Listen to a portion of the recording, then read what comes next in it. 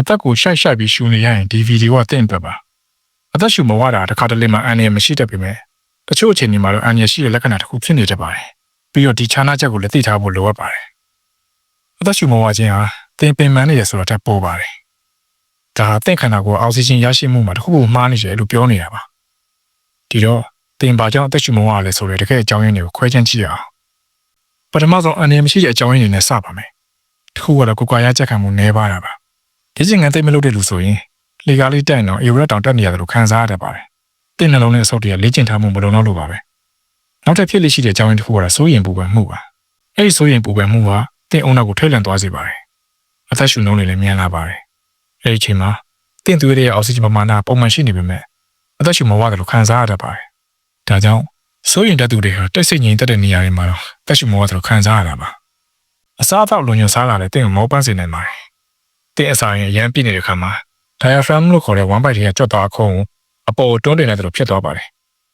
ဝမ်းပိုက်ပိုင်းကနေရာပိုယူလိုက်တဲ့အခါမှာအဆုတ်ရဲ့ပြန့်ကားနေတဲ့နေရာရုံနေသွားပါတယ်အဆုတ်ကအသက်ရှူဖို့နေရာမလုံလောက်တဲ့အခါတင်လဲမောပန်းလာတယ်လို့ခံစားရပါလိမ့်မယ်အခုအဆုတ်နဲ့ဆက်ဆက်တဲ့အကြောင်းရင်းတွေကိုထပ်ကြည့်လိုက်အောင်ပန်းနိုင်ချက်ယောဂအသက်ရှူလမ်းကြောင်းတွေကိုရောင်ရမ်းပြီးကျဉ်းမြောင်းစေပါတယ်ဒါကြောင့်အသက်ရှူချက်တာအသက်ရှူမောရတယ်ဖြစ်စေရပါ COPD လို့ခေါ်တဲ့နာတာရှည်အဆုတ်ယောဂဟာအထူးသဖြင့်ဆေးလိပ်တောက်သူတွေမှာဖြစ်တတ်တဲ့အဓိကအကြောင်းရင်းတစ်ခုပါအဆုတ်တွေကသူတို့ရဲ့ပြန့်ကားနိုင်စွမ်းရုံနေသွားတဲ့အခါမှာလေတွေအဆုတ်ထဲမှာပိတ်မိနေစေပါတယ်ဒီလူတွေဟာအနားယူနေချိန်မှာတော့အသက်ရှူမဝတယ်လို့ခံစားရတတ်ပါတယ်အမိုနီးယားလို့ခေါ်တဲ့အဆုတ်ရောင်ယောဂကလည်းအသက်ရှူမဝခြင်းဖြစ်ပေါ်စေပါတယ်ကိုပူတာချောင်းဆူတာ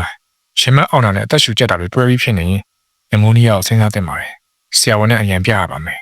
အဆိုးဆုံးအကြောင်းရင်းတွေတစ်ခုကတော့အဆုတ်ထဲမှာသွေးကဲပိတ်တာ pulmonary embolism လို့ခေါ်ပါတယ်ရုတ်တရက်အသက်ရှူမဝတာရှင်မအောင်တာနှလုံးခုန်မြန်လာတာ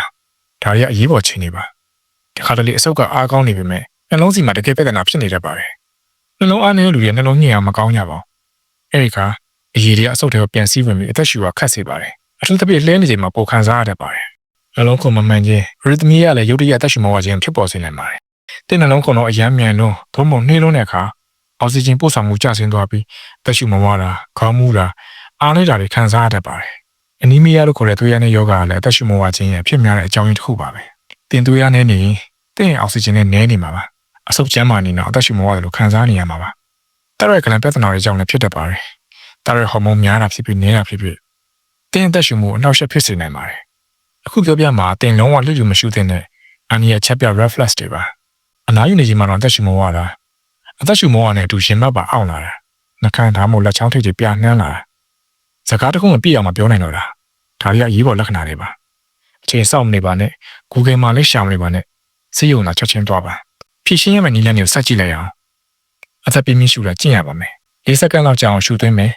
၄စက္ကန့်လောက်အောင်ထားမယ်ပြီးရင်6စက္ကန့်ကြာအထိရှူထုတ်ရမယ်ဒါကို10ချိန်လောက်အစဆုံးပြင်လို့ပြီးရင်သင်အာရုံရောတွေပို့ပြီးငြိမ်သက်စေမှာပါနေ့စဉ်ပုံမှန်လမ်းလျှောက်ဖို့လည်းစပြီးစဉ်းစားပါတရက်ကိုမိနစ်20လောက်လျှောက်ရင်တော့သင်ရဲ့နှလုံးနဲ့အဆုတ်တွေတန်းမစေနိုင်ပါတယ်သင်အဆုတ်တွေကိုအားနိုင်ဆွေးလစ်ဖြတ်ပါပြီးတော့သင်ရဲ့အသက်ရှူမဝတဲ့ပြဿနာဇက်တိုက်ပြန်ဖြစ်နေရင်တွေ့ရတဲ့ယောဂနဲ့တရက်ယောဂရှိမရှိကိုစစ်ဆေးကြည့်ပါ